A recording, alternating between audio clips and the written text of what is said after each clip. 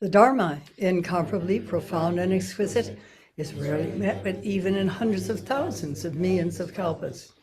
We now can see it, hear it, accept and hold it. May we realize the true mind of the Tathagata. Today is the third day of this 7-day session here at Mountain Gate in northern New Mexico. And on a glorious day in November, actually, it's kind of incredible that it's so warm, particularly since it's so cold normally early in the morning. But things are always changing. I want to say outright that when people have a deep enough awakening experience, and that assumes that they have done all the work, or not all the work, but plenty of work, enough work, in the long maturation, which is ongoing, regardless of awakening, that their personalities change for the better. Why? Because if we're truly doing the long maturation, which can start when we're born, basically, but definitely starts when we're doing Zazen, because as we continue to move more freely out of the attachment to a self-image, we begin to see more clearly our own behavior. And that is actually quite excellent, because even though it's not something necessarily we want to see, because what is out of sight is the behavior that we're not proud of, or that we're embarrassed about, mostly not proud of. And in order to free ourselves from the attachment to that stuffing of that behavior, which only perpetuates it, it does not get rid of it. It only keeps it going, pulling our strings from the background when we don't even realize what's going on. We get triggered, boom, we react.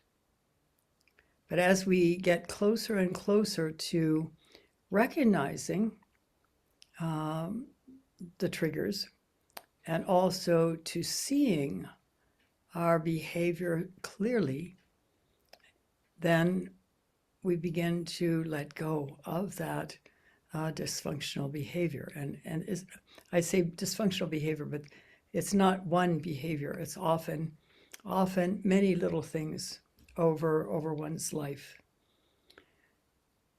The traditional way of doing Zen practice is to turn our back on those things in the interest of just solving our koan. And while that will get us a kind of a narrow awakening experience, it will leave us still with all kinds of baggage. And our real aim in doing Zen practice is to realize, in other words, to make real what we realize, what we understand, what we have opened to. And that is personality changing normally. It's a rare person that doesn't have a little stuff hidden in the background.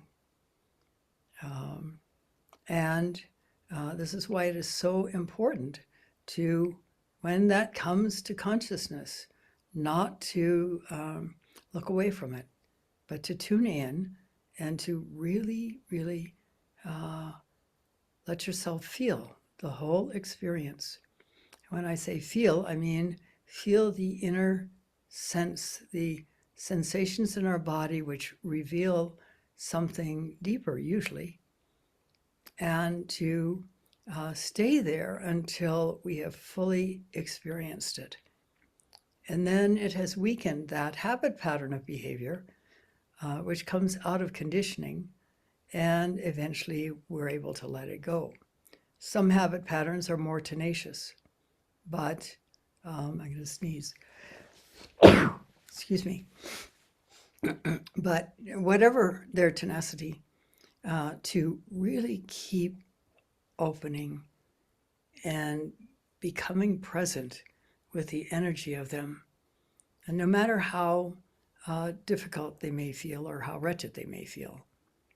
In this way, we become increasingly free of our self-image, free of the attachments to being certain ways, usually in self-defense, usually as a cry for help, usually as a way to get attention. There's many, many reasons for this.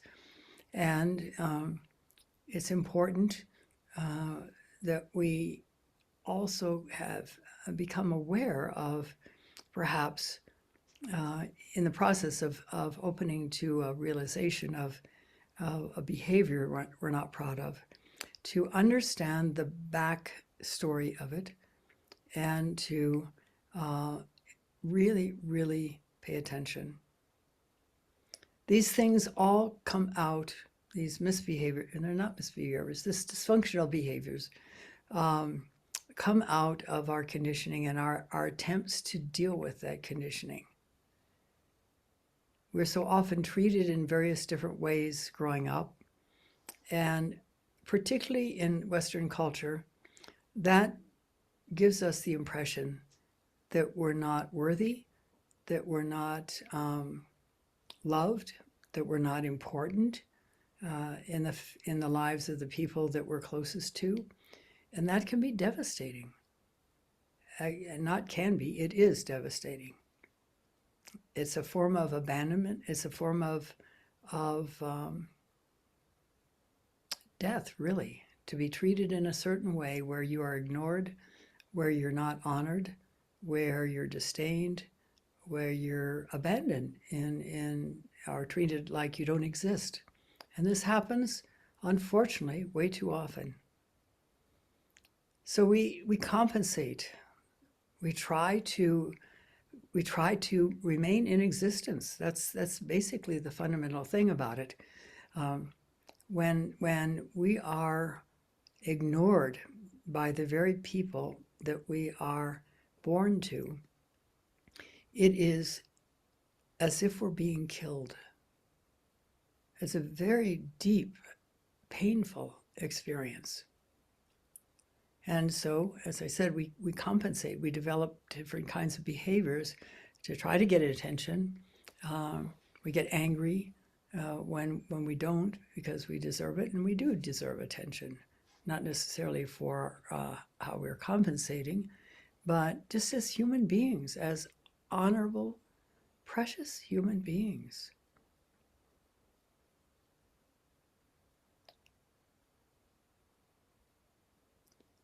There has been, and I take a risk here saying this because not everybody may agree with me, which is okay, but very recently there's been some off-main elections in the United States. Of course, the main elections are every 4 years when we vote for the president, vice president, and so on. But in every 2 years, we're voting for congressional people and various other things, sometimes governors. And so the word is out now that every single state, including the reddest states like Kentucky and Ohio, have been so influenced by when the Supreme Court pulled down Roe versus Wade, or whichever it is, Wade versus Roe, and therefore left it up to the states to decide about abortion. And in every single state where it was on the ballot, abortion won. The right to abortion, I should say, not abortion, but the right to abortion. And this is important because no government body should determine, other than for things like murder, what a woman does with her body. We don't have to have an abortion, but there are many medical reasons to have one. And there's also a more subtle reason. And this regards children who are not welcomed into the world and therefore so often maltreated. So for some people, it's considered murder to abort a fetus. For other people, it's a way to acknowledge that they are not able to be an optimal parent or even a decent parent. And that may have positive results if that child is aborted. Or we may, if we choose not to, be bringing that child into a world because the parents didn't want it, that is painful and negatively conditioning, and may produce even a felon when that person grows up. So I realize I've stepped into a beehive mentioning this, but still, sometimes people get pregnant and they have the baby and they have their own personality disorders. And so the baby grows up in an environment that is perhaps violent, perhaps abandoning, and this is very traumatic for the child. And we grow up, and many of us come to Zen practice because of the pain and suffering that produces. And so it is absolutely vital when these kinds of things come up in our Zen practice to stop for a minute and really tune into them and do the appropriate work. There's a sort of a limit on this because we can kind of replay the story and feel like we're doing the good job because we're actually working on the story. But past a certain point, we may have a subtle feeling that that's an old story. We don't need to keep going there. We've worked on it. We've let go. All but the last bit, and the last bit still needs to be let go of. When we've had trauma in our life, it's especially important to work on this, because otherwise it's just going to plain screw up our lives. And the Zen practice will not necessarily be a positive situation for us. And we may, instead of releasing caught places, attachments, we may instead embed them even further. So this is really important because, as I said, in historical times, the traditional Zen practice is to turn our back on them when they come in, because there's a teaching that says that they're not important, and what's more important is coming to awakening, and that will solve everything. It's not really the case. We have to work on it all the way through. That is why the long maturation is so important. Somehow, even though Hakuin and Torai Enji, his main Dharma successor, emphasized it significantly, it kind of got forgotten in the centuries since then, but it is absolutely vital. Trauma is very much a problem in the world. It's considered that a very high percentage of human beings have experienced what would be trauma. And to ignore it, to overlook it, to not take the time to really work on it is very important. That said, in our Zen practice, to take it deeper, in which case it will uncover these things, although sometimes we're aware of them and trying to sublimate them or otherwise sit on them so they might go away, but they won't, unfortunately. We work with letting go of thoughts, not stopping thoughts, letting go of thoughts. There's a very big difference. And seeking what is beneath thoughts. And here I'd like to share something that Helen Keller has communicated. We differ, blind and seeing, one from another, not in our senses, but in the use we make of them, in the imagination and courage with which we seek wisdom beyond the senses. And those of you who may not know who Helen Keller was, when she was 2 or 3 years old, probably 2, I think, she got encephalitis, and it made her both blind and deaf. And one may wonder how a person not only survives that, other than being stuck in an institutional bed for the rest of their life, but rather thriving, which she did. It took some extremely perceptive people, including herself, to learn how to communicate beyond words, because she couldn't hear words.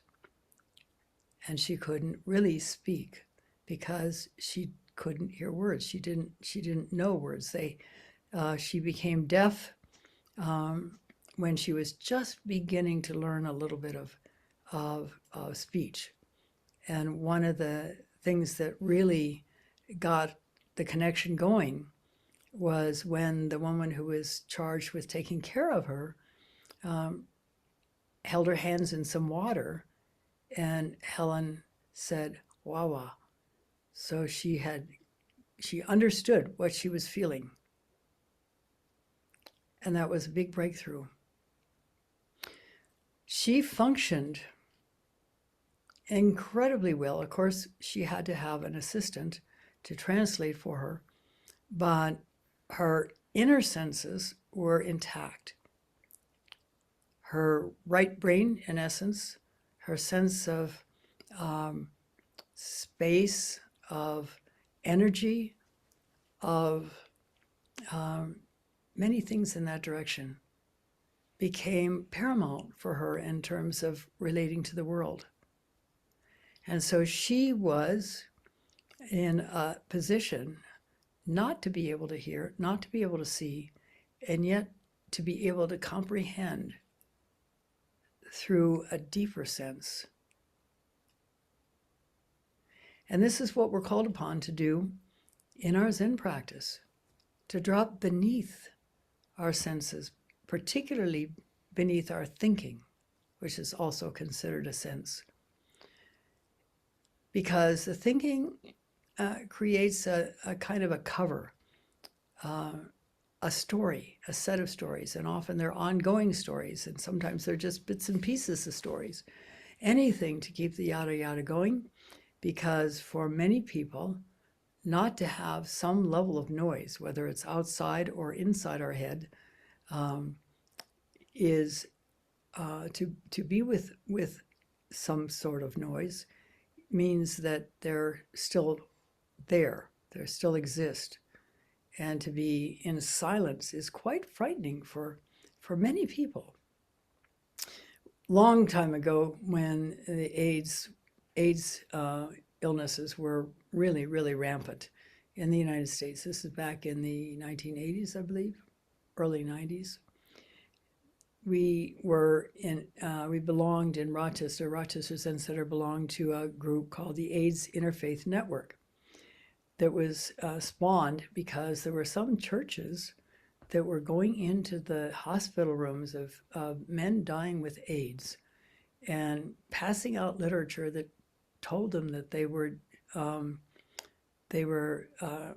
sent to hell by God because of their behavior. It was terrible that somebody would do that. Yet, people are always ready to judge others, particularly people who have been judged. That's their defense, is to judge others. So the Episcopal priest along with some other mainstream churches, decided to do something to counteract that and to offer openings to spiritual practice, or at least spiritual support, by other churches, so that people who were dealing with AIDS, or people who were dealing with people who were dealing with AIDS, could have some access to something more positive. And so they started the AIDS Interfaith Network. And the first year it was started, it was decided that once a year there would be a group meeting, a 24-hour vigil it was the first time, and each of the different member churches and synagogues, I don't know if there were any Islamic centers, I don't know if there were any Islamic centers in Rochester at the time. At any rate, I didn't pay attention to, I didn't even know a list of what groups were positive in that direction. There was an all-night vigil, which we were invited to take part in. And since they knew nothing about Buddhism, they assigned us, as our part, 3 different moments of silence throughout the evening. 60 seconds of silence. And each time there was somebody different up in the pulpit leading that part of the thing. Not a single time was anybody able, including the person leading it, to remain silent the full 60 seconds. It was often cut short at about 30 seconds. And very soon after this, the moment of silence was announced, there would be sounds of shifting, shuffling feet, coughing, various other ways people could distract themselves from that silence. It is one of the things that was spoken about, commented on, when someone came to visit the Zen Center and was included in some of the activities, a baseball, informal baseball game by the staff and Sangha, for example. They said, it is so amazing that nobody needs to fill the space with talk.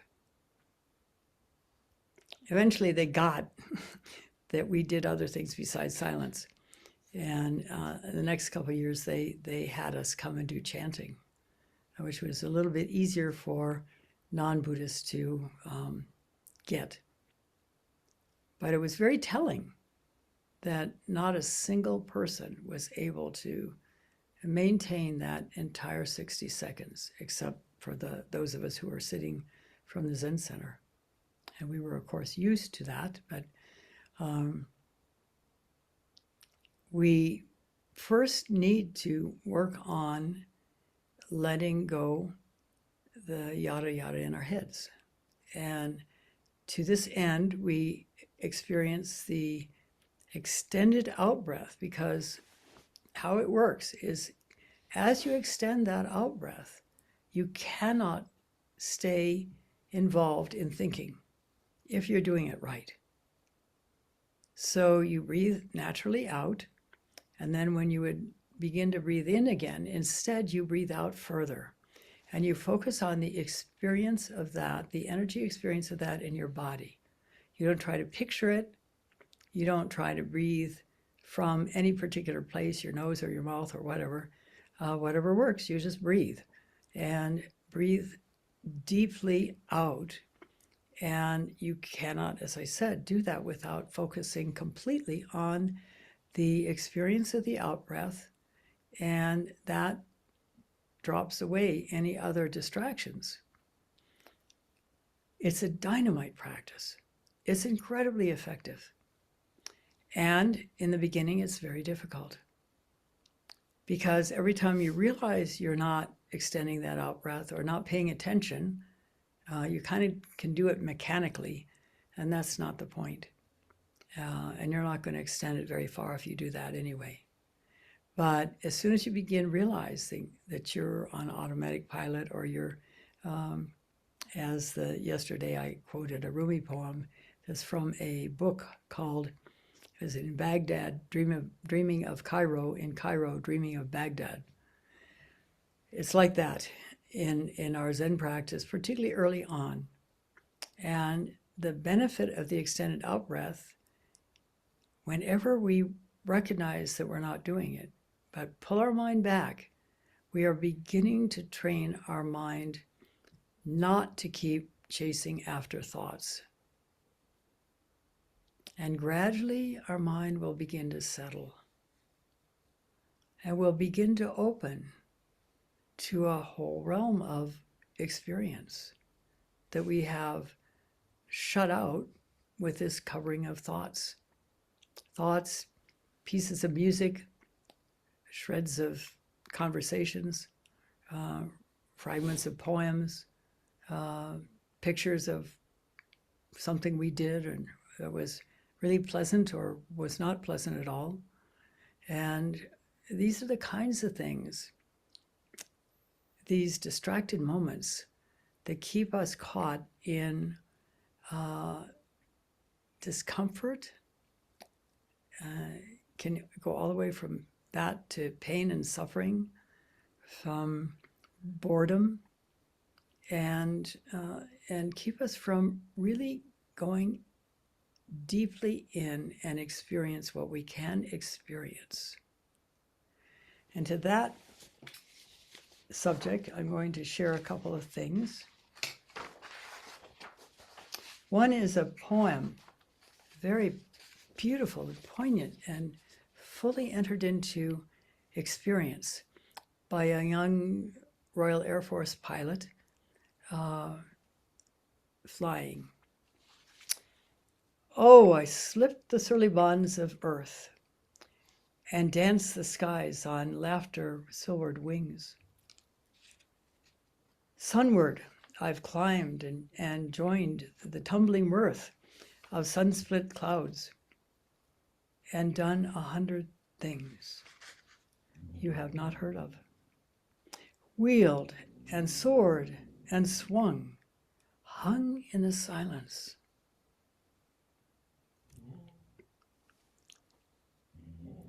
Hovering there, I've chased the shouting wind along and flown my eager craft through footless halls of air, up, the long, delirious, burning blue.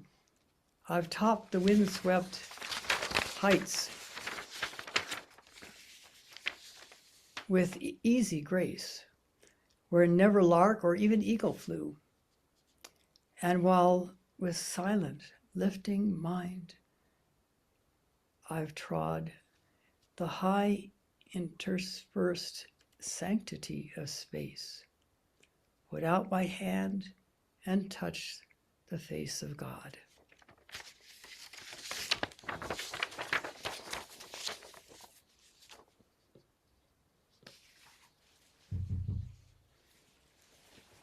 He was so incredibly present with that experience, that's how incredible it felt to him. That was a very let-go place where he could just become the silence and experience the movement of the soaring and swooping. We can live like that. And last, I'd like to share with you a writing. It's a little bit difficult to read because it's not really punctuated, by John of the Cross, who was a Roman Catholic mystic, who was actually put into jail because of his views, which were he had experienced enlightenment, deep enlightenment, and that was anathema to the church back then. It probably would still be, but actually he's become a saint, so somebody's recognized his spiritual gift, and maybe a gift is not the right word, his spiritual depth.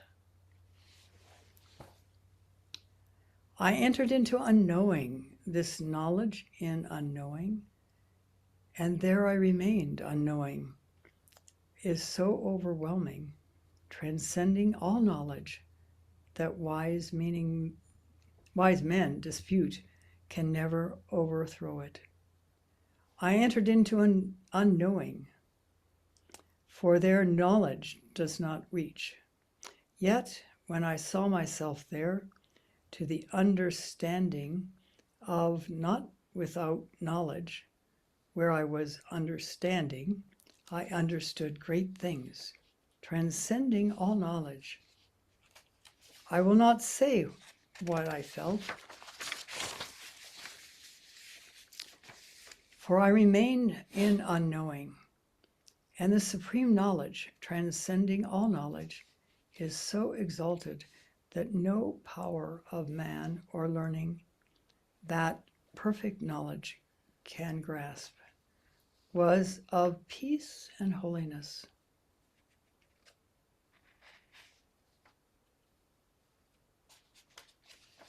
This knowledge lies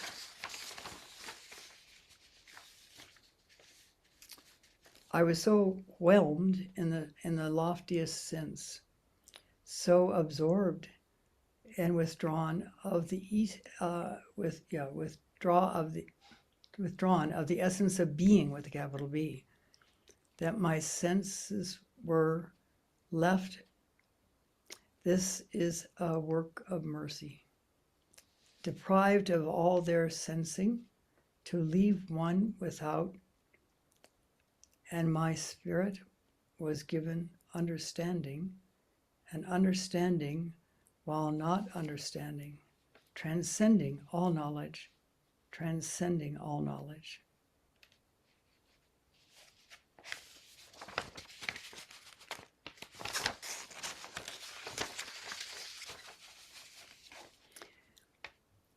The highest ascends, the higher he or she ascends, the less he or she understands, because the cloud is dark, which lit up the night. Whoever knows this remains always in unknowing, transcending all knowledge. That's a little bit funky to read and perhaps to understand as well. But there is a book, a very old Christian book called The Cloud of Unknowing, which is a kind of an instruction manual and to reach that place beyond thoughts. When he speaks of remaining in unknowing, it's the same as what Seung-san Sunim, a Korean teacher, said many times over. Seung-san is now dead, but he was teaching in the United States. And he said, only don't know. When we don't have an idea of what we're seeing, what we're feeling, what we're going to meet in our interactions with people, we come from a place of purity and let-go-ness, in which that unknowing can speak volumes, can move our behavior in positive ways.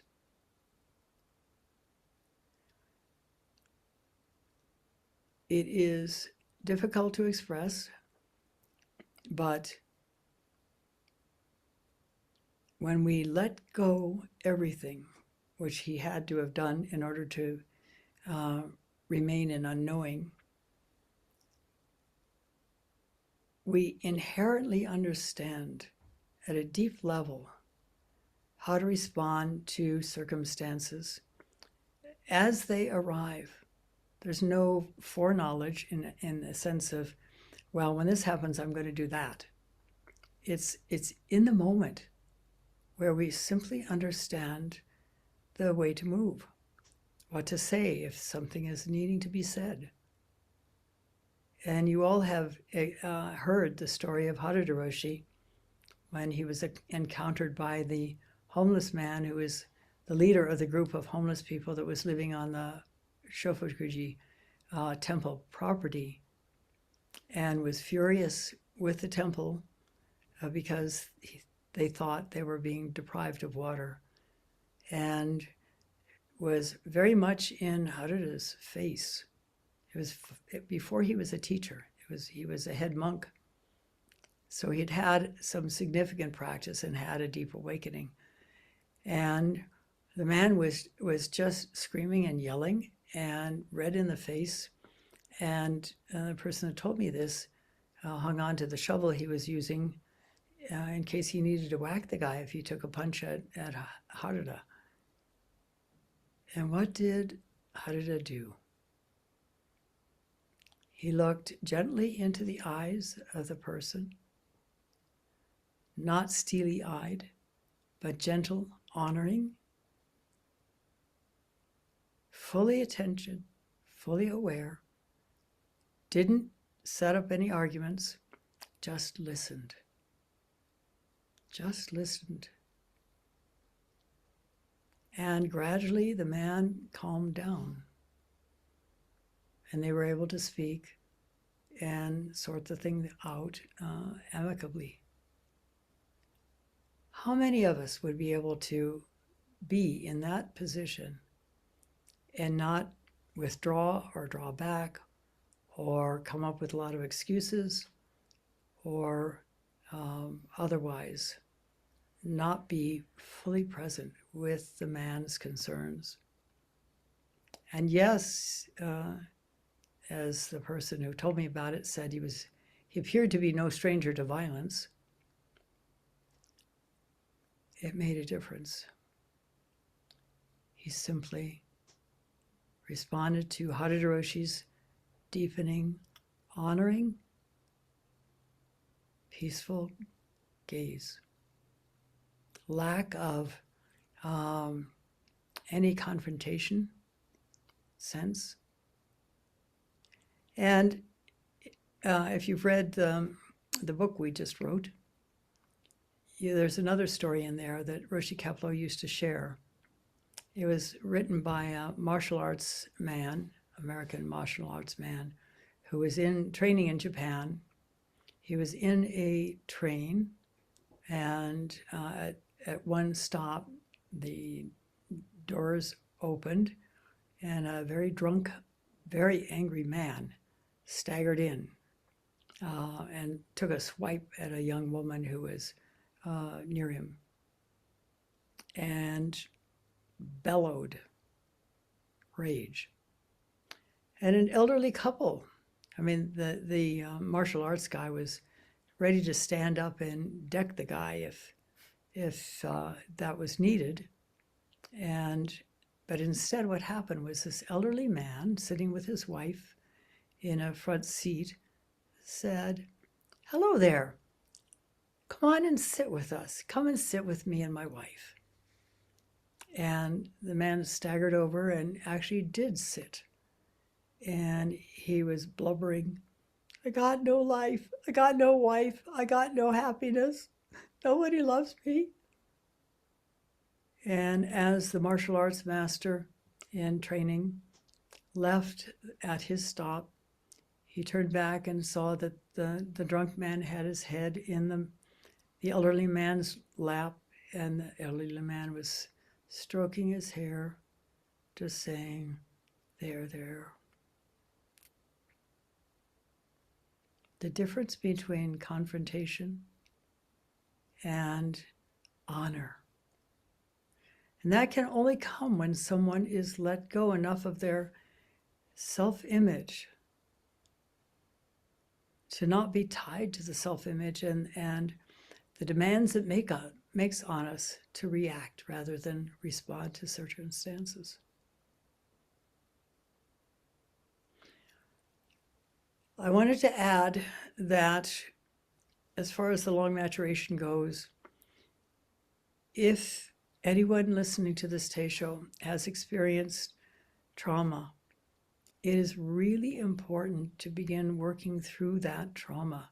There are now, thanks to Bessel van der Kolk, who has done a great deal of research into working with trauma and releasing trauma and healing people with trauma through various different means. many of which were scored initially and not supported financially, but he went ahead and did the research anyway. There are many, many different means for working with trauma, including deep trauma. And it's very important to do that work.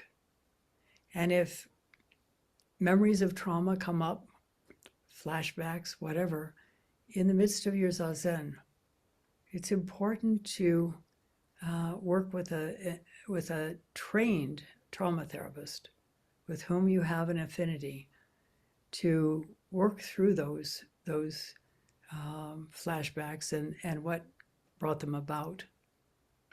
In that way, your Zen practice will actually be enhanced because you'll be letting go in many different parts of your psyche. And it's important. It's really important. You cannot bury the results of trauma and do effective Zen practice. But you're not going to go around digging in your history for things you can work on. It's if they come up in your Zen practice, then is the optimal time to work on them. And it depends on the degree of intensity of them, what you do in terms of working on them. But it's important, if they're very strong, to take the time to do that work. Set the Zen practice aside temporarily and do that work. Otherwise, the Zen practice will be hampered, and so will your work freeing yourself from the trauma. This is absolutely essential. So I thank you for listening.